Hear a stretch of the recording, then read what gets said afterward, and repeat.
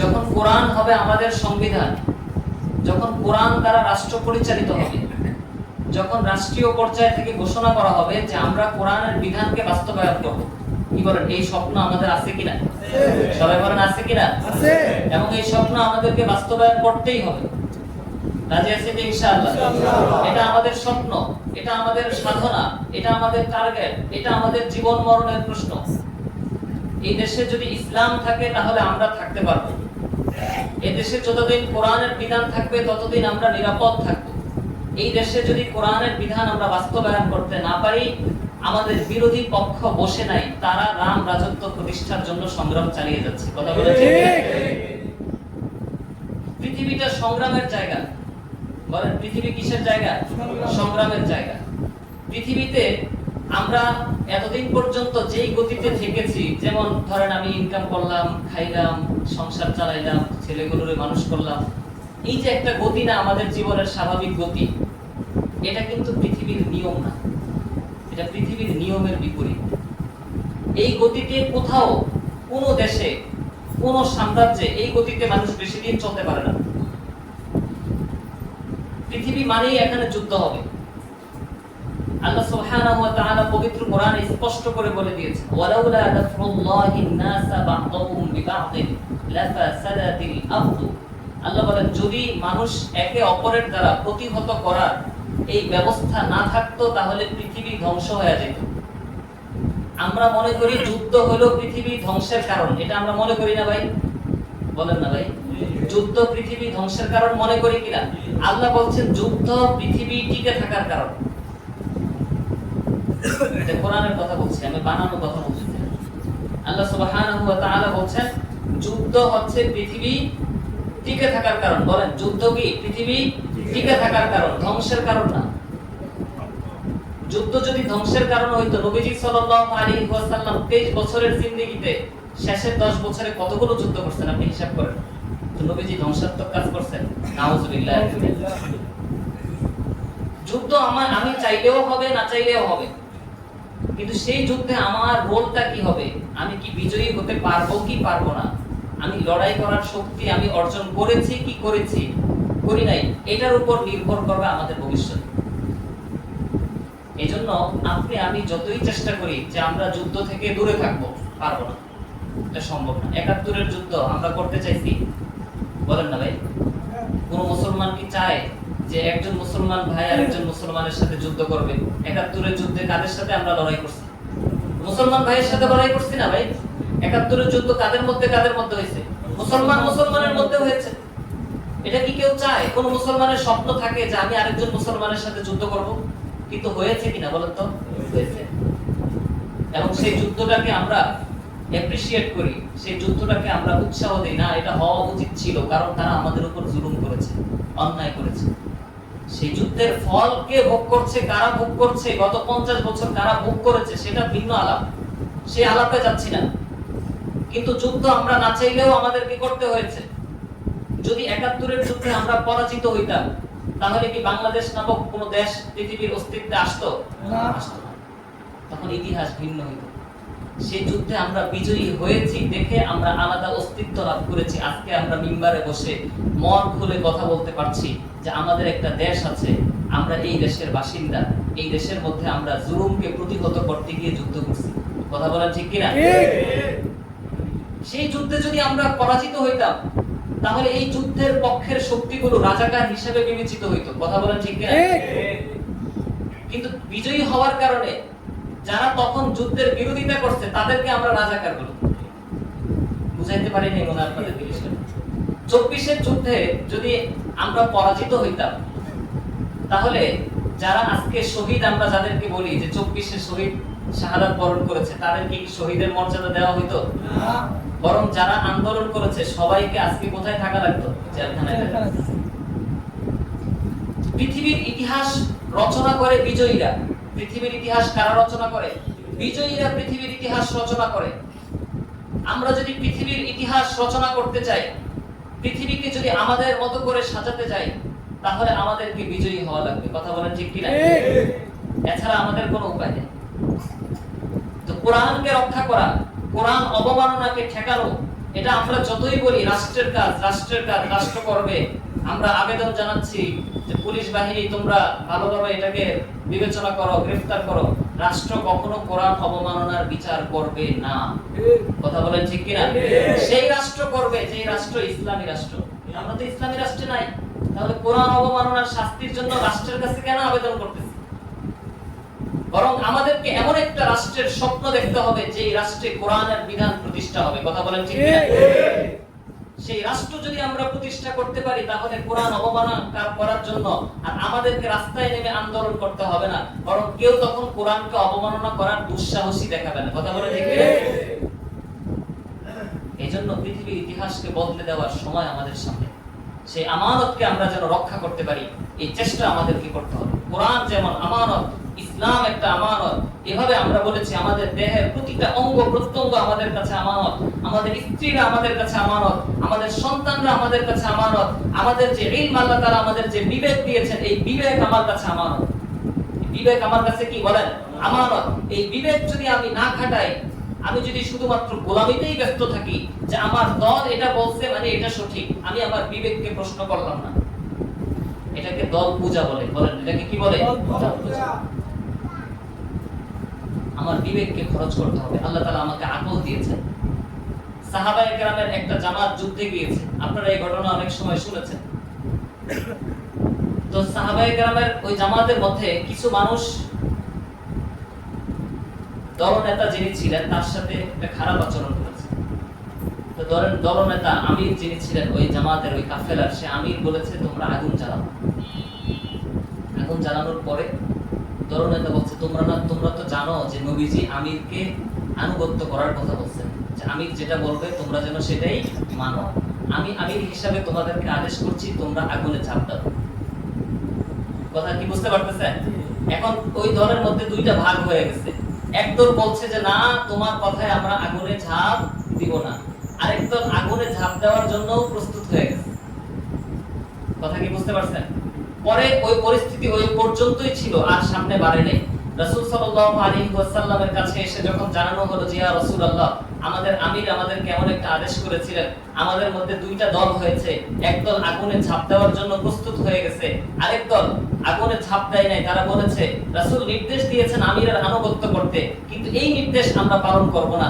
নবীজি সাল্লাল্লাহু আলাইহি ওয়াসাল্লাম ইরশাদ করলেন লা তাআতা লিমাখলুকিন ফি মাসিয়াতিল খালিক। নবীজি সাল্লাল্লাহু আলাইহি ওয়াসাল্লাম বলেন যেই দলটা তখন আগুনে ঝাঁপ দেওয়ার জন্য প্রস্তুত হয়ে গিয়েছিল, তারা যদি আগুনে ঝাঁপ দিয়ে মারা যাইতো তাহলে তারা চিরস্থায়ী জাহান্নামে থাকতো। বলেন নাউযুবিল্লাহ।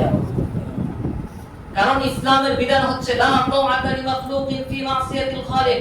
আল্লাহর আদেশ অমান্য করে কোন আমিরের কথা মানা যাবে না। কথা বলেন ঠিক কিনা? ইসলামের আদেশ অমান্য করে কোন দলের কথা মানা যাবে না।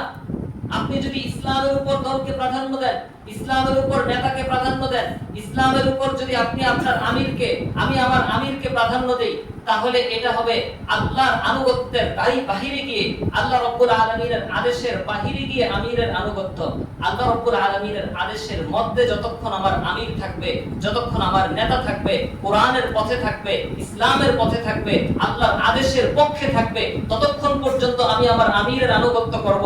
আমার আমির যদি রবের আদেশের বাহিরে চলে যায়, আমার দল যদি ইসলামের বাহিরে চলে যায়, আমার দল যদি কোরআনের বাহিরে চলে যায়, আমার নেতা যদি কোরআনের বাহিরে চলে যায়, আরে ভাই নেতা কেন, আমার বাবা মা যদি কোরআনের বাহিরে চলে যায়, আমার ভাই যদি কোরআনের বাহিরে চলে যায়, আমার সন্তান যদি কোরআনের বাহিরে চলে যায়, সেই সন্তানের বিরুদ্ধে, সেই বাবার বিরুদ্ধে, সেই দলনেতার বিরুদ্ধে, সেই আমিরের বিরুদ্ধে যুদ্ধ ঘোষণা করা আমার উপর ফরজ। কথা বলে ঠিক কিনা? এটা ইসলামের বিধান। এই বিবেক আমাকে খরচ করতে হবে। এই অন্ধ দলভক্তি যেন আমাদের মধ্যে না আসে। যেটা সঠিক সেটার পক্ষে আমরা থাকবো, যেটা ব্যাঠিক সে যেই হোক না কেন তার পক্ষে আমরা থাকবো না। ভাই মানুষ মাত্রই তো ভুল, বলেন না ভাই? আমি যে বক্তব্য দিচ্ছি আমার বক্তব্যে ভুল হইতে পারে না? বলেন ভুল হইতে পারে কিনা? এখন আপনারা যদি বলেন না আমাদের ইমাম সাহেব যেহেতু বলছে এটাই ওহী, এটাই সত্য, এটাই আমি চোখ বন্ধ করে মানবো, তাহলে কি আপনারা হকের উপর থাকতে পারবেন না? গোমরাহ হওয়া লাগবে, গোমরাহ হওয়া লাগবে। সবার ক্ষেত্রেই এটা। আপনাকে চিন্তা করতে হবে এই মিম্বার থেকে হকের যেই কথা বলবে তার পক্ষে আমি আছি। কথা বলেন ঠিক কিনা? এই মিম্বার যদি কখনো বাতিলের প্রতিনিধিত্ব করে, এই মিম্বার যদি কখনো বাতিলের পক্ষ হয়ে কথা বলে, এই মিম্বারকে আমরা ডাস্টবিনে ছুঁড়ে ফেলে দিব। কথা বলেন ঠিক কিনা? বুঝতে হবে বিবেক আমাদের আল্লাহ রাব্বুল আলামিনের পক্ষ থেকে আমানত। বলেন বিবেক কি? এই বিবেক খাটাইতে হবে, বিবেক খাটাইতে হবে। হযরত আব্দুল্লাহ ইবনে মাসউদ রাদিয়াল্লাহু আনহু ওই হাদিসটা আমি আবারো মনে করাই দেই, আমি বারবার বলি। হযরত আব্দুল্লাহ ইবনে মাসউদ রাদিয়াল্লাহু আনহু বলেছেন, লা তুসান্নু মান সান্না মিনকুম আহাদান ফালিয়াস্তান্না বিমান কদ মাত। তোমাদের কেউ যদি কোনো ব্যক্তিকে অনুসরণ করতে চাও তাহলে তাদেরকে অনুসরণ করো যারা মারা গেছে। তাদেরকে অনুসরণ করতে বলছে ভাই যারা মারা গেছে। এটা আব্দুল্লাহ ইবনে মাসউদ রাদিয়াল্লাহু আনহু বলেন, কারণ উনি বলেন ফাইনাল হাইয়া লা তুকমানু আলাইহিল ফিতনা, কারণ জীবিত ব্যক্তি ফিতনা থেকে মুক্ত নয়। জীবিত ব্যক্তির পদস্খলন হইতে পারে। কথা বলেন ঠিক কিনা? নবী রাসূল ছাড়া কেউ মাসুম? বলেন না, নবী রাসূল ছাড়া কেউ কি মাসুম? মাসুম না। প্রত্যেকের পদস্খলন হইতে পারে, প্রত্যেকটা ব্যক্তি পথ থেকে সরে যেতে পারে। এখন আমি যদি বলি আমি অমুককে অনুসরণ করি, এখন অমুক গিয়ে গর্তে ঝাঁপ দিছে, আমিও গর্তে ঝাঁপ দিছি, বলেন এটা হবে কিনা? বলেন তো। হযরত আব্দুল্লাহ ইবনে মাসউদ রাদিয়াল্লাহু আনহু বলেন, তোমরা যদি কারো অনুসরণ করতে চাও তাহলে মৃত ব্যক্তির অনুসরণ করো, কারণ জীবিত ব্যক্তি ফিতনা থেকে মুক্ত নয়। জীবিত ব্যক্তি ফিতনা থেকে মুক্ত নয়। জীবিত ব্যক্তির মধ্যে ক্ষমতার লোভ আসতে পারে। কথা বলেন আসতে পারে কিনা? জীবিত ব্যক্তির মধ্যে পদের লোভ আসতে পারে। জীবিত ব্যক্তির মধ্যে এমপি হওয়ার খাহেশ জাগ্রত হইতে পারে। সেই এমপি হওয়ার খাহেশে সে তার দলের নিয়ম নীতি সবকিছু পরিবর্তন করে ফেলতে পারে। কিন্তু যারা হকের উপর থেকে নিজেদের জীবন দিয়েছে, হকের উপর থেকে ফাঁসির দড়িতে ঝুলে পৃথিবী থেকে বিদায় হয়ে গেছে, তারা কি ফিতনায় পড়ার আর কোনো আশঙ্কা আছে? না। তারা হকের উপর থেকে দুনিয়া থেকে চলে গেছে। আমাকে দেখতে হবে ওই মৃত মানুষগুলো যারা ইসলামের জন্য, কোরআনের জন্য জীবন দিয়েছে। আমার জীবিত আমির, আমার জীবিত দলনেতা, আমার জীবিত নেতা, পদধারী নেতারা যদি ওই আমাদের মারা যাওয়া সেই সকল আলেমদের পথে থাকে তাহলে তাদের সাথে আমরা আসি, নয়তো নাই। এই সিদ্ধান্ত আমাদেরকে নিতে হবে, কারণ বিবেক আল্লাহ তাআলার পক্ষ থেকে কি ভাই? এই বিবেক খাটাইতে হবে ভাই। বিবেককে কারো কাছে বন্ধক রাখবেন না। বিবেক কারো কাছে বন্ধক রাখার জিনিস না। কাল কিয়ামতের ময়দানে যে 5টা প্রশ্নের জবাব দেওয়া ছাড়া কোনো ব্যক্তি তার পাকে নাড়াইতে পারবে না। আল্লাহ রাসূল সাল্লাল্লাহু আলাইহি ওয়াসাল্লাম স্পষ্ট হাদিসের মধ্যে আসছে, রাসূল সাল্লাল্লাহু আলাইহি ওয়াসাল্লাম ইরশাদ করেন 5টা প্রশ্নের জবাব দেওয়া ছাড়া লা ইয়াজালু কদামা ইবনে আদম, লা ইয়াজালু কদামা ইবনে আদম, আদম সন্তানের পা সে নাড়াইতে পারবে না, এক জায়গায় দাঁড়ায় থাকতে হবে। সেই 5টা প্রশ্নের মধ্যে একটা প্রশ্ন হচ্ছে তোমাকে যে জ্ঞান দেওয়া হয়েছে সেই জ্ঞান অনুযায়ী তুমি কতটুকু আমল করেছো? এই জ্ঞান তুমি ব্যবহার করেছো কিনা, নাকি অন্ধ পূজা করছো? অন্ধ পূজা করা যাবে না, এটা আমানত আল্লাহ তাআলার পক্ষ থেকে। আমানত রক্ষা করার ব্যাপারে কোরআনে অত্যন্ত গুরুত্বের কথা আসছে। আল্লাহ সুবহানাহু ওয়া তাআলা সূরাতুল মুমিনুন এর 8 নম্বর আয়াতে আল্লাহ রাব্বুল আলামিন বলেন, ওয়াল্লাযীনা হুম লিআমানাতিহিম ওয়া আহদিহিম রাউন। আল্লাহ রাব্বুল আলামিন মুমিনের সিফাত বর্ণনা করতে গিয়ে বলেন, মুমিন তো তারাই যারা আমানতকে রক্ষা করে। যারা তাদের আমানতকে রক্ষা করে তারা কি বলেন? মুমিন। যারা আমানতের খেয়ানত করে তারা কি? মুনাফিক। বলেন তারা কি? মুনাফিক। বলেন যারা আমানত রক্ষা করে তারা কি? মুমিন। যারা আমানতের খেয়ানত করে তারা কি? মুনাফিক। এটা স্পষ্ট হাদিসের কথা, এটাই কোরআনের কথা। মুসনাদে আহমদের মধ্যে হাদিস আসছে 23958 নম্বর বর্ণনা। আল্লাহ রাসূল সাল্লাল্লাহু আলাইহি ওয়াসাল্লাম ইরশাদ করেন, আলা উখবিরুকুম বিল মুমিন, আমি কি তোমাদেরকে মুমিন চিনাবো না? মুমিন সম্পর্কে বলবো যে মুমিন কারা? সাহাবায়ে কেরাম বলেন, হ্যাঁ মুমিন তো আমরা চিনতে চাই, কারণ আমরা সবাই কি হইতে চাই? মুমিন। বলেন আমরা সবাই কি হইতে চাই? মুমিন হতে চাই। নবীজি বলেন, মান আখাযান নাস আলা আমওয়ালিহিম ওয়া আনফুসিহিম, মান আদ্দাল আমানাতা আলা আমওয়ালিহিম ওয়া আনফুসিহিম। আল্লাহ রাসূল সাল্লাল্লাহু আলাইহি ওয়াসাল্লাম ইরশাদ করেন, যে ব্যক্তির কাছে মানুষের সম্পদ, যে ব্যক্তির কাছে মানুষের নিজের জীবন নিরাপদ, সেই হচ্ছে মুমিন। যার কাছে মানুষের সম্পদ নিরাপদ, যার কাছে মানুষের জীবন নিরাপদ, সে কি বলেন? মুমিন। মান আমিনাহুন নাস আলা আমওয়ালিহিম ওয়া আনফুসিহিম। তো মানুষের সম্পদ যার কাছে নিরাপদ সেই তো আমানতদার, নাকি ভাই? আমার সম্পদ আপনার কাছে যদি নিরাপদ না থাকে, আপনি আমার জিজ্ঞেস করছেন যে ভাই আপনার কাছে তো গতকালকে 50,000 টাকা দেখলাম, টাকাটা কই? আমি বললাম আমি আব্দুর রহিম সাহেবের কাছে এটা আমানত রাখছি। আপনাকে আমি কি বললাম?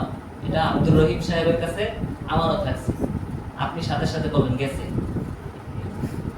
আপনার টাকা কি শেষ? বুঝেন নাই মনে হয় বিষয়টা, চিত্রটা বুঝেন নাই আপনি। আপনি আমাকে জিজ্ঞেস করেন আমার টাকা কোথায়, আমি বললাম আব্দুর রহিম সাহেবের কাছে আমি আমানত রাখছি। আপনি সাথে সাথে উত্তর দিলেন গেছে আপনার টাকা, এই টাকা আর আপনি পাচ্ছেন না।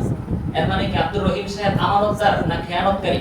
খেয়ানতকারী। উনি জানেন বিধায় আপনাকে সাথে সাথে বলেন আপনার টাকা আর পাওয়ার আশা করেন না। তাহলে বলেন তো আব্দুর রহিম সাহেবের কাছে কি আমার টাকাটা নিরাপদ? বলেন নিরাপদ কিনা? নিরাপদ না। নবীজি বলেন তোমরা যদি মুমিন চিনতে চাও তাহলে ওই সকল ব্যক্তি মুমিন যার কাছে অন্যের সম্পদ নিরাপদ। বলেন যার কাছে অন্যের সম্পদ নিরাপদ। এখন রাষ্ট্রের সম্পদ এটা জনগণের সম্পদ কিনা? কথা বলেন না, রাষ্ট্রের সম্পদ জনগণের সম্পদ কিনা? এখন আমি নেতা, আমি এমপি হয়েছি, রাষ্ট্রের সম্পদ মানে জনগণের সম্পদ যদি আমার কাছে নিরাপদ না হয়, আমি মুমিন নাকি মুনাফিক? জনগণকে দেওয়ার জন্য আমাকে চাল দিল আর আমি সেই চাল গোলা ভরে বিক্রি করে নিজে খাইলাম। কথা বলেন ঠিক কিনা? জনগণকে দেওয়ার জন্য বাজেট আমার কাছে আসলো, জনগণের রাস্তা আমি তৈরি করে দিব, সেই রাস্তা পাতলা করে ঢালাই দিয়ে কোন রকম রাস্তা করে বাকি টাকা সব পকেটে আর আমার ব্যাংকের অ্যাকাউন্টে আর কানাডা আর আমেরিকায় পাচার করে দিলাম। বলেন আমি মুমিন না মুনাফিক? এইরকম মুনাফিক আমাদের দেশে আছে না নাই? আছে। এই মুনাফিকদের থেকে আমাদেরকে সঠিক দূরত্ব অবলম্বন করতে হবে।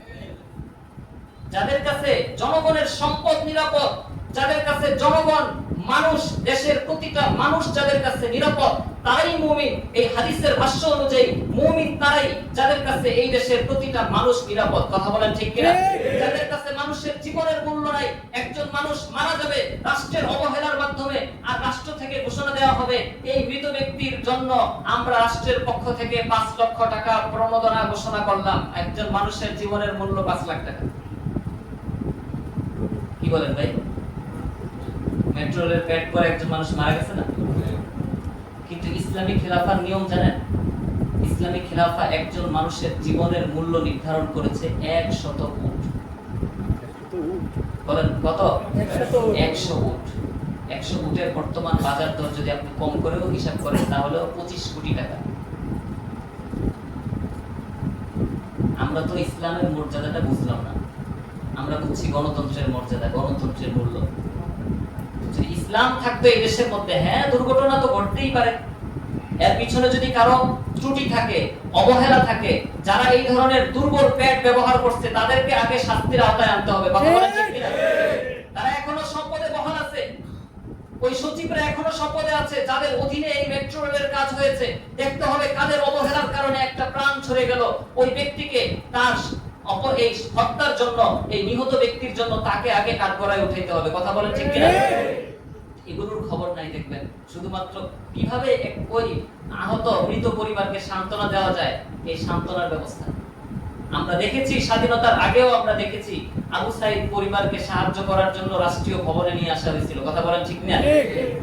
আবু সাইদকে আমি হত্যা করব আর আমি আবু সাইদের বাবা মাকে আবার সান্ত্বনা দেওয়ার জন্য ডাকবো। বাহ, কত সুন্দর রাজনীতি। আমরা দেখেছি ইলিয়াস আলী গুম হওয়ার পরে ইলিয়াস আলীর পরিবারে গিয়ে তার স্ত্রী সন্তানদেরকে সান্ত্বনা দিয়েছে ওই সকল ব্যক্তিরাই যারা নিজে ইলিয়াস আলীকে হত্যা করছে। কথা বলেন এই রাজনীতি আমরা এই দেশ থেকে বন্ধ করে দিব। কথা বলেন ঠিক না? আমরা এই দেশের মধ্যে সাম্য আর ভ্রাতৃত্বপূর্ণ বৈষম্য মুক্ত একটা দেশ আমরা করতে চাই। কথা বলেন ঠিক না? বৈষম্য মুক্ত দেশ যদি করতে চাই তাহলে কোরআনই হতে হবে একমাত্র সংবিধান। কোরআনের বাহিরে আর কোথাও শান্তি, কোরআনের বাহিরে আর কোথাও ইনসাফ, কোরআনের বাহিরে আর কোথাও বৈষম্য মুক্ত সমাজ গড়ার সমাধান আর কোথাও নাই। কথা বলেন ঠিক? আল্লাহ সুবহানাহু ওয়া তাআলা পবিত্র কোরআনে যেমন আমানতের কথা বললেন, নবীজি সাল্লাল্লাহু আলাইহি ওয়াসাল্লাম স্পষ্ট করে মুমিনের পরিচয় দিয়ে দিলেন। মুমিনকে বলেন আপনাদেরকে যদি আমি জিজ্ঞেস করি এই হাদিসের আলোকে মুমিনকে আপনি কি উত্তর দিবেন? বলেন যার কাছে মানুষ এবং মানুষের সম্পদ নিরাপদ সে মুমিন। বলেন যার কাছে মানুষ এবং মানুষের সম্পদ নিরাপদ সে মুমিন। যার কাছে মানুষ নিরাপদ না সে মুমিন না, যার কাছে জনগণের টাকা নিরাপদ না সে মুমিন না। কথা বলেন ঠিক কিনা? মুমিন চিনতে হবে আমাদেরকে। তো আমরা কি মুমিনের পক্ষে থাকবো না মুনাফিকের পক্ষে? মুমিনের পক্ষে। আল্লাহ রাব্বুল আলামিন আমাদেরকে মুমিনের পক্ষে, ইসলামের পক্ষে থাকার তৌফিক দান করুন। আমিন। মুসনাদ আহমদের মধ্যে হাদিস আসছে 6652 নম্বর বর্ণনা। নবীজি সাল্লাল্লাহু আলাইহি ওয়াসাল্লাম ইরশাদ করেন, আরবাউন ইযা কুননা ফীকা ফালা আলাইকা মা ফাতাকা দুনিয়া। নবীজি বলেন, চারটা বৈশিষ্ট্য যদি তোমার মধ্যে থাকে, দুনিয়াতে যদি তুমি কিছু না পাও তবুও তুমি সফল, তুমি চিন্তা করো না। বলেন সুবহানাল্লাহ। স্পষ্ট কথা। নবীজি বলেন, চারটা গুণ যদি তোমার মধ্যে থাকে তাহলে দুনিয়াতে তুমি কি হারাইছো এটা নিয়ে তোমার আর টেনশন করার দরকার নেই। সেই চারটা গুণ জানবো কিনা বলেন? আল্লাহ রাসূল সাল্লাল্লাহু আলাইহি ওয়াসাল্লাম এক নাম্বার গুণ বলেছেন সিদকুল হাদিস, সত্য কথা বলা। বলেন এক নাম্বার কি? সত্য কথা বলা। তুমি আগে নিজেকে প্রশ্ন করো যে তুমি সত্যবাদী কিনা। দুই নাম্বার গুণ হিফজুল আমানা, তুমি আমানতের রক্ষাকারী কিনা। আমানত রাখলে তুমি আমানতের রক্ষা করো কিনা নাকি খেয়ানত করো। দুই নাম্বার। তিন নাম্বার, নিজেকে প্রশ্ন করো হুসনুল খুলুক, উত্তম চরিত্র, তোমার আচার আচরণ ব্যবহার উত্তম চরিত্রের মধ্যে পড়ে কিনা, নাকি তুমি কথা বললেই খালি ঝাঁজ দেখায় কথা বলো, কথা বললেই খালি ধমক দিয়ে কথা বলো, অধীনস্থদেরকে তুমি কখনো হাসি মুখে তার কারোর সাথে ব্যবহার করো না, আচার আচরণ তোমার খারাপ যদি হয়ে থাকে তাহলে এই বৈশিষ্ট্য তোমার মধ্যে নাই। চার নাম্বার বৈশিষ্ট্যের কথা শুনলে সবাই আমরা টেনশনে পড়ে যাব। চার নাম্বার বৈশিষ্ট্য হচ্ছে ওয়াইফাতু মাতামিন, তোমার রিজিক হালাল কিনা। বলেন এই জায়গায় আমরা আটকে যাব কিনা বলেন তো? সবাই সবাই ভাই, কে বক্তা কে শ্রোতা, কে আলেম কে জালেম, সবার রিজিকের মধ্যে আজকে ঘাটতি চলে আসছে। এইজন্য আমরা ঈমানি শক্তি পাই না। আমাদের যেই জায়গাটা ছিল সবচেয়ে শক্তিশালী, আমরা ঈমানের বলে বলিয়ান হয়ে লড়াই করি। আমরা অস্ত্রের শক্তিতে বিশ্বাসী না, আমরা ঈমানের শক্তিতে বিশ্বাসী। সেই ঈমানটা দুর্বল হয়ে গেছে রিজিক নষ্ট হয়ে যাওয়ার কারণে। সেই রিজিক নষ্ট, খারাপ রিজিক, হারাম খাবার খাওয়ার কারণে আজকে ঈমানের শক্তি আমরা পাই না। এইজন্য একের পর এক ইসলাম বিরোধিতা এই দেশের মধ্যে হয়, আমাদের কোনো ধরনের প্রতিক্রিয়া নাই, আমরা চুপচাপ ঘুমায়া থাকি। আমরা চিন্তা করি আমার সাথে তো ঘটে নাই, অমুকের সাথে ঘটছে, তো দেশ দেখবে, রাষ্ট্র দেখবে, প্রশাসন দেখবে। কথা বলেন ঠিক কিনা? কয়টা বিষয় বলবেন তো ভাই? চারটা। এক নাম্বার বলেন সত্য কথা বলা, এক নাম্বার বলেন কি সত্য কথা, দুই নাম্বার আমানতদারি, তিন নাম্বার উত্তম চরিত্র, চার নাম্বার হালাল রিজিক। নবীজি বলেন দুনিয়াতে যদি তোমার এই চারটা জিনিস থাকে, এবার দুনিয়াতে তোমার একটা পা নাই, দুনিয়াতে তুমি অ্যাক্সিডেন্ট করে দুই পা হারায় ফেলছো, দুনিয়াতে তোমার অনেক কষ্টের জীবন, দুনিয়াতে তুমি সারা জীবন বিছানার মধ্যেই পড়েছিলা, দুনিয়াতে তোমাকে কেউ সম্মান করে না, সবাই খালি অপমান করে, সাংসারিক জীবনে তুমি জায়জামালের মধ্যে ছিলা, ছেলেগুলোরও মানুষ করতে পারো না, নানান পেরেশানি নিয়ে এক সময় দুনিয়া থেকে বিদায় নিছো। নবীজি বলেন চারটা গুণ তোমার মধ্যে আছে কিনা? হ্যাঁ, আমার মধ্যে এই চারটা গুণ আছে। নবীজি বলেন দুনিয়াতে যদি তুমি কিচ্ছু না পাও তবুও তুমি সফল। বলেন সুবহানাল্লাহ। এই চারটা গুণ অর্জন করার চেষ্টা করব তো ইনশাআল্লাহ। বলেন কথা বললে সত্য বলবো, বলেন কথা বললে কি বলবো? সত্য বলবো। মিথ্যা কথা কখনো বলবো না। হাসানোর জন্য মিথ্যা বলবো না। আমরা মানুষকে মজা দেওয়ার জন্য, হাসানোর জন্য অনেক সময় বন্ধু বান্ধবের বৈঠকের মধ্যে আমরা মিথ্যা কথা বলি। কি বলেন ভাই? বলি না? দুষ্টামি করে মিথ্যা কথা বলে ফেলি, অথচ আমরা জানি যে মিথ্যা বলা কবিরা গুনাহ, অথচ মিথ্যা কথা আমরা বলে ফেলি। দুই নাম্বার, আমরা আমানত রক্ষা করব। তিন নাম্বার, আমাদের আচার আচরণকে সুন্দর করব। পারবো ইনশাআল্লাহ। হাসি মুখে কথা বলবো, কাউকে ধমক দিব না, না পারতে কারোর সাথে খারাপ ব্যবহার করব না। হ্যাঁ, কেউ আমাকে কষ্ট দিয়েছে, তার বদলা ইসলাম নিতে বলেছে, সেটা ইসলাম যেই পথ দেখিয়েছে, যেই পদ্ধতি বলেছে, সেই পদ্ধতিতে আমি বদলা নিব, কিন্তু অযথা একজন মানুষকে আমি কখনো কষ্ট দিব না। চার নাম্বার, আমার রিজিককে যথাসম্ভব হালাল করার চেষ্টা করব। পারবো তো ইনশাআল্লাহ। আল্লাহ রাসূল সাল্লাল্লাহু আলাইহি ওয়াসাল্লাম হাদিসের মধ্যে ইরশাদ করেন, মান সাররাহু আন ইউহিব্বাহুল্লাহু ওয়া রাসূলুহু, রাসূল বলেন যে ব্যক্তি চায় যে আল্লাহ এবং তার রাসূল তাকে ভালোবাসবে, যে ব্যক্তি চায় আল্লাহ তাকে ভালোবাসুক, রাসূল তাকে ভালোবাসুক। বলেন আমরা সবাই চাই কিনা যে আল্লাহ আমাদেরকে ভালোবাসবে? এটা চাই কি চাই না? চাই। রাসূল আমাদেরকে রাসূল ভালোবাসবে, এটা চাই কি চাই না? নবীজি বলেন যে চায় আল্লাহ তাকে ভালোবাসুক, রাসূল তাকে ভালোবাসুক, ফালইউসাদ্দিক হাদিসাহু ইযা হাদাসা ওয়া ইউআদ্দি আমানাতাহু ইযা তুমিন, সে যেন কথা বলার সময় সত্য কথা বলে, তার কাছে যেন আমানত রাখা হইলে সে আমানতকে যেন রক্ষা করে। তার মানে কেউ যদি সত্যবাদী হয়, কথা বললে সত্য বলে, আমানত তার কাছে রাখা হইলে সে খেয়ানত করে না, নবীজির এই হাদিস অনুযায়ী রাসূল সাল্লাল্লাহু আলাইহি ওয়াসাল্লাম যে কথা বললেন, আল্লাহ এই ব্যক্তিকে ভালোবাসবে, নবীও এই ব্যক্তিকে ভালোবাসবে। সুবহানাল্লাহ। আর কি লাগে বলেন? আল্লাহ যদি আমাকে ভালোবাসে, আমার আর কিছু দরকার আছে? আল্লাহ নবী যদি আমাকে ভালোবাসে, আমার আর কিসের দরকার, কিসের চাহিদা আমার? এইজন্য ভাই সত্য কথা বলবো, আমানত রক্ষা করব তো ইনশাআল্লাহ। মুসনাদ আহমদের মধ্যে হাদিস আসছে 22756 নম্বর বর্ণনা। নবীজি বলেন, ইতমানু লি সিত্তাম মিন আনফুসিকুম আতমান লাকুমুল জান্নাহ। তোমরা আমার জন্য 6টা বিষয়ের জিম্মাদারি নাও। বলেন কয়টা বিষয়? 6টা বিষয়। 6টা বিষয়ের জিম্মাদারি তোমরা নাও, আমি নবী তোমাদের জন্য জান্নাতের জিম্মাদারি নিলাম। সুবহানাল্লাহ। কয়টা বিষয়ের জিম্মাদারি নিতে বলছেন? 6টা। 1 নাম্বার, নবীজি বলেন, উসদুকু ইদা হাদাসতুম, যখন কথা বলবা সত্য বলো। 1 নাম্বার জিম্মাদারি আমরা কি নিব? কথা বললে কি বলবো? সত্য কথা বলবো। নবীজি বলেন 2 নাম্বার, আউফু ইদা ওয়াআদতুম, ওয়াদা করলে ওয়াদাকে পূর্ণ করো। কারোর সাথে ওয়াদা করছো, তাহলে ওয়াদাকে কি করো? পূর্ণ করো। 2 নাম্বার জিম্মাদারি। 3 নাম্বার, আদু ইদা তুমিনতুম, তোমাদের কাছে আমানত রাখা হইলে সেই আমানতকে রক্ষা করো। কয় নাম্বার জিম্মাদারি গেল? 3 নাম্বার। 4 নাম্বার, ইহফাজু ফুরুজাকুম, তোমরা তোমাদের লজ্জাস্থানকে হেফাজত করো। লজ্জাস্থানকে কি করো ভাই? হেফাজত করো। লজ্জাস্থান কেন্দ্রিক কোন গুনাহে জড়াবো না। যুবক ভাইয়েরা সতর্ক হই, লজ্জাস্থান শয়তানের একটা বড় অস্ত্র। এই অস্ত্র দিয়ে আজকের যুব সমাজকে নষ্ট করা হয়েছে, মোবাইল দিয়ে আজকের যুব সমাজকে নষ্ট করা হয়েছে। আমরা আমাদের লজ্জাস্থান, আমরা আমাদের ইজ্জতের হেফাজত এখন করতে পারি না। আমরা যদি বয়স্ক যুবকদের মধ্যে যখন জরিপ চালানো হয়, তখন দেখা যায় অধিকাংশ যুবক যুবতী কোনো না কোনো ভাবে এই লজ্জাস্থানের খেয়ানতের সাথে জড়িত। কথা বলেন ঠিক কিনা? আল্লাহ তাআলা আমাদেরকে লজ্জাস্থান হেফাজত করার তৌফিক দান করেন। 5 নাম্বার, গদ্দু আবসারাকুম, দৃষ্টিকে অবনত রাখো। দৃষ্টিকে কি রাখো ভাই? দৃষ্টিকে অবনত রাখার উদ্দেশ্য কি বলেন তো? বলেন। গুনাহের দিকে না তাকানো। দৃষ্টিকে অবনত রাখার কি উদ্দেশ্য? গুনাহের দিকে না তাকানো। দৃষ্টিকে অবনত রাখার উদ্দেশ্য এটা না যে সব সময় নিচের দিকে তাকায় থাকো, এটা না। উদ্দেশ্য হচ্ছে যখন গুনাহ আমার সামনে, গুনাহের দিকে নজর থাকবে না, নিচের দিকে নজর থাকবে, নিচের দিকে নজর। সর্বশেষ নবীজি বলেন, ওয়াকুফু আইদিয়াকুম, নিজের হাতটাকে সংবরণ করো, এই হাত দ্বারা যেন কারো উপর জুলুম না হয়। রাসূল বলেন, এই 6টা জিনিসের জিম্মাদারি যদি তুমি নিতে পারো, আমি রাসূল তোমার জান্নাতের জিম্মাদারি নিলাম। সুবহানাল্লাহ। কিন্তু ভাই আমরা তো এই 6 জিনিসের জিম্মাদারি নিতে পারি না। কথা বলেন ঠিক কিনা ভাই? আমরা তো নিতে পারি না। আমরা আমাদের হাত দ্বারা মানুষকে কষ্ট দেই, আমরা চোখ দ্বারা জিনা করি। চোখ দ্বারা বেগানা নারীর দিকে তাকানো, এটা জিনা না? বলেন এটা জিনা কিনা? জিনা, চোখের জিনা। হাদিসের কথা এটা। জিনা শুধুমাত্র লজ্জাস্থান দিয়ে হয় না, জিনা জবান দিয়ে হয়। আমি জবান দিয়ে খারাপ কথা বলেছি, বেগানা নারীর সাথে কথা বলেছি, এটা জবানের জিনা করলাম। চোখ দ্বারা আমি গুনাহের দিকে তাকিয়েছি, চোখের জিনা করলাম। কান দ্বারা আমি বাদ্যযন্ত্র শুনলাম, গান শুনলাম, আমি কানের জিনা করলাম। হাত দ্বারা আমি কোনো খারাপ কাজ করলাম, জিনা ব্যভিচারের দিকে হাত বাড়াইলাম, পা বাড়াইলাম, আমি হাতের জিনা করলাম, পায়ের জিনা করলাম। নবীজি বলেন, দৃষ্টিকে অবনত রাখো। আরেকটা হচ্ছে তোমার লজ্জাস্থানকে হেফাজত করো।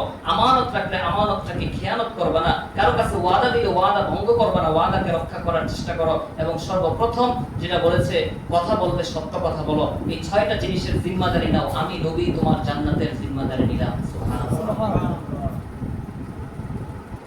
এজন্য আল্লাহ রাসূল সাল্লাল্লাহু আলাইহি ওয়াসাল্লামের জীবনী আপনারা যখন পড়বেন, তখন দেখবেন রাসূল সাল্লাল্লাহু আলাইহি ওয়াসাল্লামের বিশেষ বৈশিষ্ট্য সবাই জানেন। নবীজিকে বিশেষভাবে মক্কার সবাই এক নামে চিনতো, আল আমিন। কি নামে চিনতো? আল আমিন। আল আমিন নামের অর্থ কি? বিশ্বাসী, বিশ্বস্ত। বিশ্বাসী না, আল আমিন নামের অর্থ কি? বিশ্বস্ত। বিশ্বাসী এক জিনিস, বিশ্বস্ত আরেক জিনিস। আল আমিন অর্থ কি ভাই? বিশ্বস্ত। বিশ্বাসী তো আমরা সবাই বিশ্বাসী। আমরা আল্লাহকে বিশ্বাস করি কিনা? যারা বিশ্বাস করে সবাই বিশ্বাসী, কিন্তু যার কাছে মানুষের ধন সম্পদ, যার কাছে মানুষের জীবন নিরাপদ, সে বিশ্বস্ত। সে কি বলে? বিশ্বস্ত। আজকে বিশ্বাসীরা বিশ্বস্ত না। আজকে আমরা যারা বিশ্বাসী তারা বিশ্বস্ত হইতে পারি নাই। নবীজি সাল্লাল্লাহু আলাইহি ওয়াসাল্লাম এতটাই বিশ্বস্ত ছিলেন যে মক্কার মুশরিকরা, পুরা মক্কার সবাই, এমন একজনও নাই যে নবীজির ব্যাপারে এই অভিযোগ করবে যে মুহাম্মাদের কাছে কোনো কিছু রাখলে সেটা নিরাপদ নয়। এই অভিযোগ তো তারা করবেই না, বরং প্রত্যেকে এক নামে নবীজিকে চিনত, আল আমিন। কি নামে চিনত? আল আমিন। আল আমিন নামে চিনত। এই কথা আমরা শুনি, ধর্মীয় বইপত্রে আমরা পড়ি, ইসলাম শিক্ষা বইয়ের মধ্যে আমরা পড়েছি যে আল আমিন ছিল নবীজির একটা বিশেষ বৈশিষ্ট্য। সেই আল আমিনকে আমরা হতে পেরেছি? পারিনি। সেই বৈশিষ্ট্যটা তো আমরা নিজের মধ্যে নিতে পারিনি। হযরত আসওয়াদ স্থাপন করার যে ঘটনা, মক্কা যখন নতুন করে নির্মাণ করা হলো, হযরত আসওয়াদ কে স্থাপন করবে এটা নিয়ে মক্কাবাসীদের মধ্যে বিশাল কুন্দল, বিশাল ঝগড়া লাগছে। প্রত্যেক গোত্র চাচ্ছে যে হযরত আসওয়াদ আমরা স্থাপন করব। স্বাভাবিক, এটা এত বড় সৌভাগ্যের বিষয়। এখন এমন পরিস্থিতি দাঁড়িয়েছে, এটা নবুয়ত ইসলাম আসার আগের কথা, ইসলাম তখন আসে নাই। পরিস্থিতি এমন দাঁড়িয়েছে, প্রত্যেকে শপথ করছে যে হযরত আসওয়াদ স্থাপন করার জন্য যদি যুদ্ধ করা লাগে যুদ্ধ করব। এবার বলেন তো দেশের পরিস্থিতি কেমন? কি বলেন, দেশের পরিস্থিতি তাহলে কতটা ভয়াবহ? যুদ্ধ লেগে যাওয়ার পরিস্থিতি, গৃহযুদ্ধ লেগে যাবে। তারা সিদ্ধান্ত নিল যে এই মুহূর্তে যে কাবা প্রাঙ্গণে প্রবেশ করবে তার যে সিদ্ধান্ত নিবে সেই সিদ্ধান্ত আমরা মেনে নিব, তাহলে আমাদের মধ্যে আর কোনো ঝামেলা হবে না, কুন্দল হবে না। কিছুক্ষণ পর দেখা গেল আল্লাহ রাসূল সাল্লাল্লাহু আলাইহি ওয়াসাল্লাম কাবার প্রান্তরে প্রবেশ করছেন। বলেন সুবহানাল্লাহ। ওই পরিস্থিতিতে এতগুলো গোত্র যারা যুদ্ধের জন্য প্রস্তুত, জীবন দেওয়ার জন্য প্রস্তুত, প্রত্যেকে সমস্যায় বলছে হাদা আল আমিনু, এই তো আমাদের আল আমিন, একেই তো বিশ্বাস করা যায়। সে যেহেতু চলে আসছে আমাদের আর কোনো চিন্তা নাই, সে যে সিদ্ধান্ত দিবে সেই সিদ্ধান্তই আমরা সবাই মেনে নিব। এই কথা সবাই এক বাক্যে স্বীকার করে মেনে নিচ্ছে। সুবহানাল্লাহ। তো নবীজি যে বিশ্বস্ত, ইসলাম আসার পরে উনি বিশ্বস্ত না আগ থেকেই? আগ থেকেই বিশ্বস্ত। ইসলাম আসার আগ থেকেই বিশ্বস্ত, বরং তিনি বিশ্বস্ত ছিলেন, তার হাতে এই জন্য ইসলাম বিজয়ী হয়েছে। কথা বলেন ঠিক কিনা? আজকে আমরা যারা চিন্তা করি ইসলাম আগে প্রতিষ্ঠা করি পরে ভালো মানুষ হয়ে যাব, এটা ভুল ধারণা, এটা শয়তানের ওয়াসওয়াসা। আগে ভালো মানুষ হইতে হবে, যদি আমি ভালো মানুষ হই তাহলে আমার দ্বারা আল্লাহ ইসলাম প্রতিষ্ঠা করাবেন। কথা বলেন ঠিক কিনা? ভালো মানুষ হওয়া পরের বিষয় না আগের বিষয়? আগের বিষয়। নবীজি আল আমিন হওয়া নবুয়ত পাওয়ার পরের বিষয় না আগের বিষয়? আগের বিষয়। যদি আমরা সবাই আল আমিন হতে পারি তাহলে আল্লাহ আমাদের হাতে ইসলাম প্রতিষ্ঠা করবেন। কথা বলেন ঠিক কিনা? এইজন্য এই ভুল ধারণা থেকে বের হয়ে আসেন যে আগে রাষ্ট্রীয় ক্ষমতায় যাই পরে কোরআনের শাসন বাস্তবায়ন করব না। আগে নিজে সৎ হই, আগে নিজে আল্লাহর কাছে ওয়াদাবদ্ধ হই যে রব তুমি আমাকে দিয়ে ইসলামের খেদমত করাও, আমি তোমার সাথে কোনো খেয়ানত করব না, তাহলে আল্লাহ আমার হাতে ইসলাম প্রতিষ্ঠা করবে। কথা কি বুঝতে পারছেন ভাই? আল্লাহর ওয়াস্তে আমার কথাগুলো বুঝেন, আমার কথাগুলো বুঝার চেষ্টা করবেন। কারো পক্ষে কথা বলি না, কারো বিপক্ষেও কথা বলি না, যেটা সঠিক সেটাই বলার চেষ্টা করি, আল্লাহর ওয়াস্তে বোঝার চেষ্টা করি। আগে আমাদেরকে সৎ হইতে হবে। ভাই অনেক মানুষ এমন আছে ইসলাম প্রতিষ্ঠার কথা বলে, জিহাদের ওয়াজ করে বেড়ায়, কিন্তু নামাজ পড়ে না ঠিক মতো। কথা বলেন ঠিক কিনা? বহু মানুষ এমন আছে, বহু বক্তা আছে, সারাক্ষণ 1 ঘন্টা ওয়াজ করে মাঠকে পুরো উল্টায় ফেলছে, কিন্তু ঈশার নামাজটা সে পড়েনি। কথা বলেন ঠিক কিনা? এটা বাস্তবতা। তো যেই বক্তা নিজে ঈশার নামাজ না পড়া সারাক্ষণ মানুষকে ওয়াজ করলো, সেই বক্তা দিয়ে ইসলাম প্রতিষ্ঠা হবে? কথা বলেন না ভাই, ইসলাম প্রতিষ্ঠা হবে? আগে আমাকে সৎ হইতে হবে, আগে আমাকে নামাজি হইতে হবে।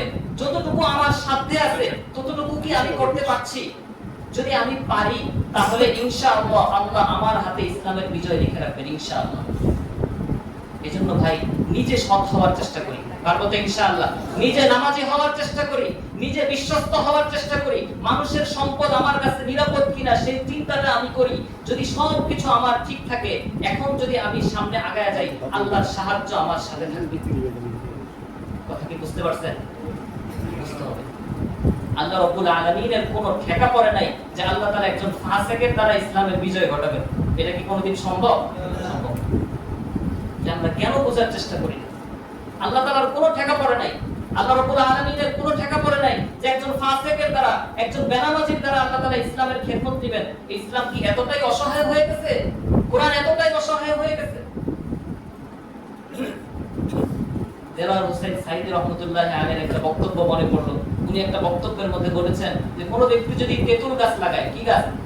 তেঁতুল গাছ লাগায়, আর সে যদি বাংলাদেশের সকল মাজার থেকে পানি পড়া আইনা তেঁতুল গাছের নিচে ঢালে আর দোয়া করতে থাকে, আল্লাহ তুমি আমাকে এই গাছের মধ্য থেকে ফজলি আম দাও, আল্লাহ তাআলা জীবনে এই গাছে ফজলি আম দিবেন। পৃথিবীর সব বুজুর্গকে নিয়ে দোয়া করাইছে যে বুজুর্গ আপনি আমার জন্য দোয়া করেন, আমি যে গাছটা লাগাইছি আল্লাহ যেন বড় বড় ফজলি আম দেয়। বলেন পৃথিবীর ইতিহাসে কোনোদিন এটা সম্ভব? কারণ গাছ লাগাইছে কি? তেঁতুল গাছ। গাছ যদি তেঁতুল গাছ হয়, সেই গাছের গোড়ায় পানি ঢাললে তেঁতুল গাছের উৎপাদন, তেঁতুল উৎপাদন বরং বাড়বে, কোনোদিন এটা থেকে ফজলি আম পাওয়া যাবে না। কথা কি বুঝতে পারছেন?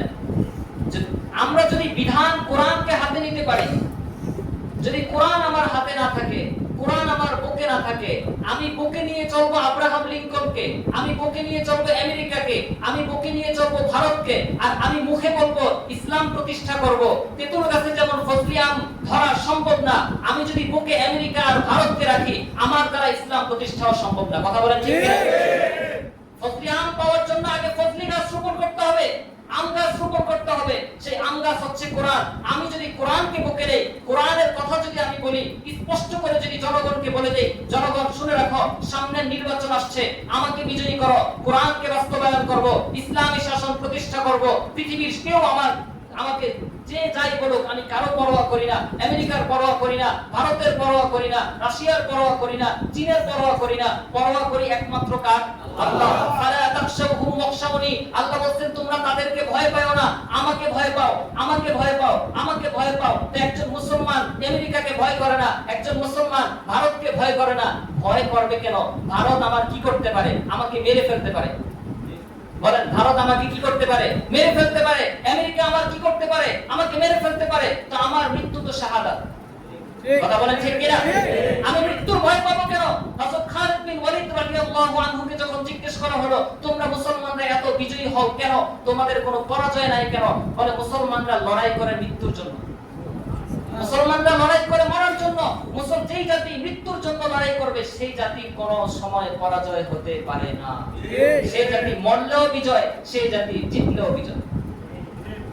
এজন্য আমি যদি কোরআনকে ধরতে পারি, কোরআনকে বুকে নিতে পারি, আমেরিকা, ইসরায়েল, ভারত সব কিছুকে যদি পিছনে ফেলে দিতে পারি, যে কারোর সাথে আমার কোনো সম্পর্ক নাই, আমার সাথে সম্পর্ক হচ্ছে কোরআনের, আমার সাথে সম্পর্ক হচ্ছে ইসলামের, আমার সাথে সম্পর্ক হচ্ছে আল্লাহ। ইজ্জতের মালিককে আল্লাহ, ক্ষমতার মালিককে আল্লাহ। ক্ষমতা আমেরিকার হাতে নাই, ক্ষমতা ভারতের হাতে নাই। আমি যদি এই বিশ্বাসী হই যে আল্লাহ আমাকে ক্ষমতা দিবেন, আল্লাহ আমার কাছ থেকে ক্ষমতা নিবেন, তুলিজুল লাইলা ফিন নাহারি ওয়া তুলিজুন নাহারা ফিল লাইল, তুইজ্জু মান তাশা ওয়া তুযিল্লু মান তাশা, তুতিল মুলকা মান তাশা ওয়া তুইজ্জুল মুলকা ওয়া তানজিউল মুলকা মিম্মান তাশা। আল্লাহ রাব্বুল আলামিন তার নবীকে বলেন, হে নবী আপনি ঘোষণা দেন, কুলিল্লাহুম্মা মালিকাল মুলকি। আপনারা এই আয়াত জানেন, এই আয়াতের অর্থ কি? হে নবী আপনি বলেন, আল্লাহুম্মা, হে আল্লাহ, মালিকাল মুলকি, হে সমস্ত রাজত্বের মালিক, তুতিল মুলকা মান তাশা, আপনি যাকে চান তাকে রাজত্ব দেন, ওয়া তানজিউল মুলকা মিম্মান তাশা, আপনি যাকে চান তার থেকে রাজত্ব ছিনিয়ে নেন। বলেন তো, ফেরাউন থেকে রাজত্ব ছিনিয়ে নিছে কে? আল্লাহ।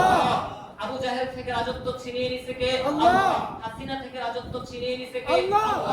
আমাদেরকে যদি ক্ষমতা দেন, সেই ক্ষমতা দাতা কে? আল্লাহ।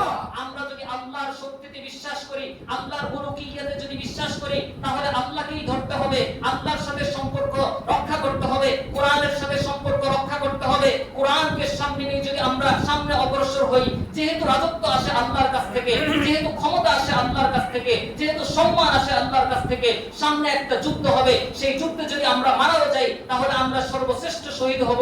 সেই যুদ্ধে যদি আমরা বিজয়ী হই, তাহলে আমরা সর্বশ্রেষ্ঠ বিজয়ী হব।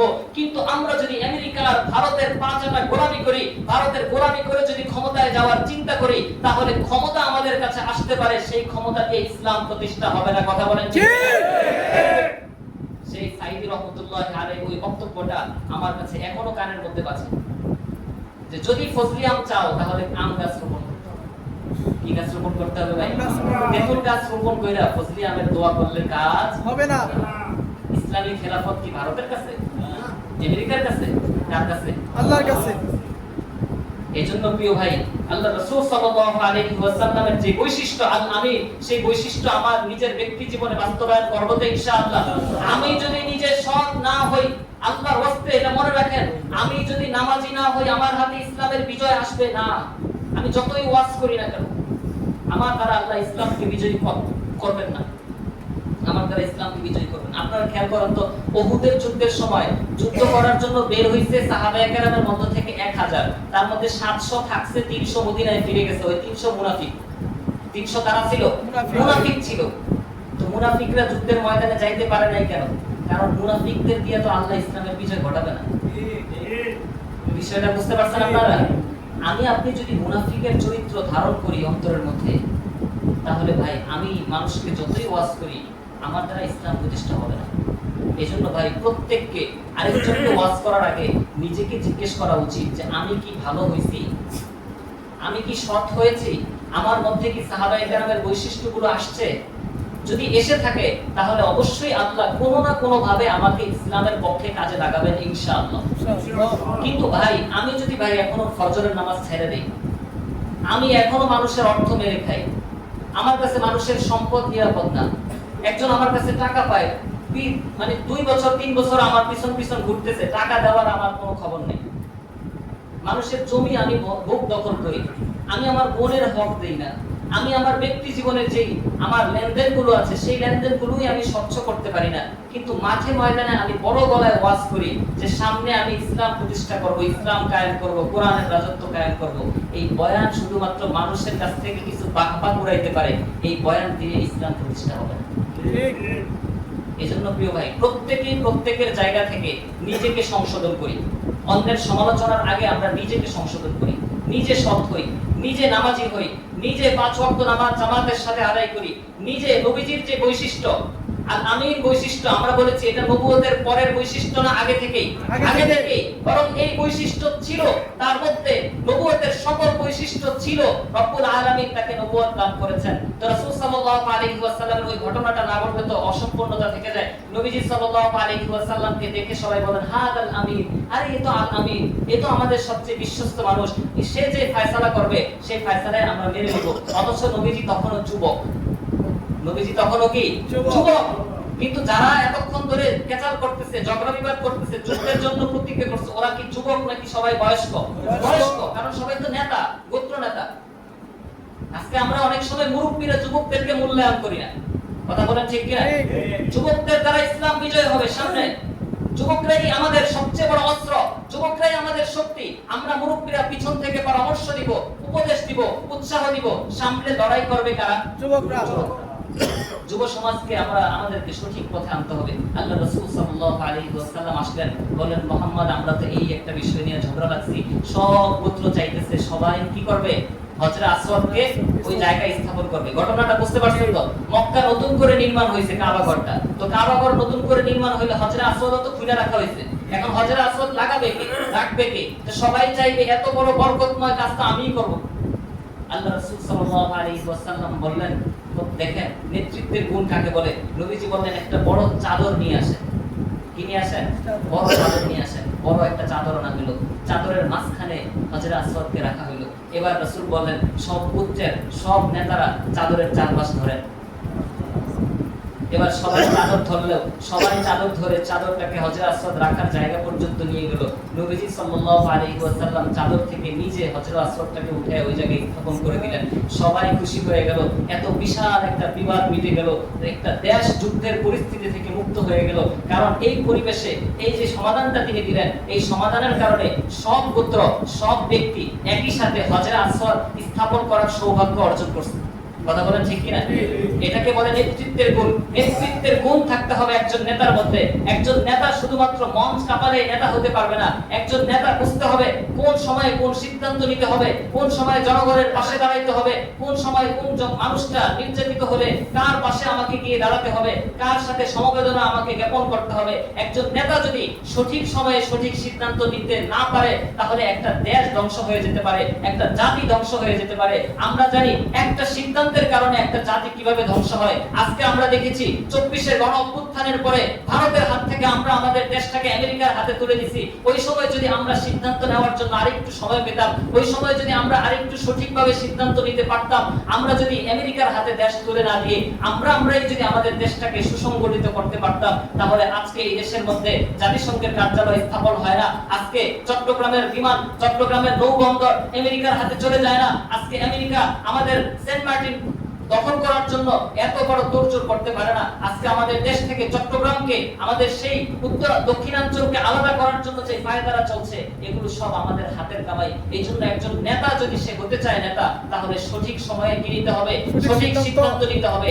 একটা সঠিক সিদ্ধান্ত একটা জাতির ভাগ্য পরিবর্তন করে দিতে পারে, আর একটা ভুল সিদ্ধান্ত একটা জাতিকে চিরতরে গোলামের জিন্দেগিতে আবদ্ধ করতে পারে। আল্লাহ সুবহানাহু ওয়া তাআলা আমাদেরকে যোগ্য নেতা যেন আমরা পাই, সেই তৌফিক তৌফিক দান করেন। আল্লাহ তাআলা আমাদের নেতৃত্বকে আরো বেশি সুসংগঠিত করেন। আল্লাহ তাআলা আমাদের ইসলামী যারা নেতৃত্বে আছে, যারা ইসলামী দলগুলোর নেতৃত্বে আছে, আল্লাহ তাআলা তাদেরকে আরো বেশি সংঘবদ্ধ হয়ে ইসলামের পক্ষে আরো জোরালো ভাবে কাজ করার তৌফিক দান করেন। সবাই বলেন আমিন। ওয়া আখিরু দাওয়ানা আলহামদুলিল্লাহি।